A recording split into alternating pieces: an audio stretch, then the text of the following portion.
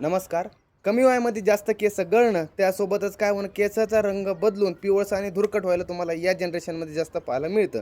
तर आयुर्वेदमध्ये याला काय म्हटलंय, तर आयुर्वेदमध्ये याला खालित्य आणि पालित्याची कन्सेप्ट असे म्हटलेले आहे. आता आयुर्वेदमध्ये अशी एक मुख्य वनस्पती ज्याच्यावरती खालित्य आणि पालित्यावरती काम करते. आपण त्या ह्या वनस्पतीला जाणून घेऊया. त्या वनस्पतीचं नाव आहे आवळा. मराठीमध्ये नाव पाहिलं गेलं तर आवळा. जर आपण संस्कृतमध्ये पाहायला गेलं तर आमलकी असं नाव आहे. जर फॅमिलीचं लॅटिन नेम पाहायला गेलं तर लॅटिन नेम आहे इमिलिका ऑफिसिनालिस, आणि फॅमिली जर पाहायला म्हटलं तर फॅमिली जी युफर्बेसी फॅमिली.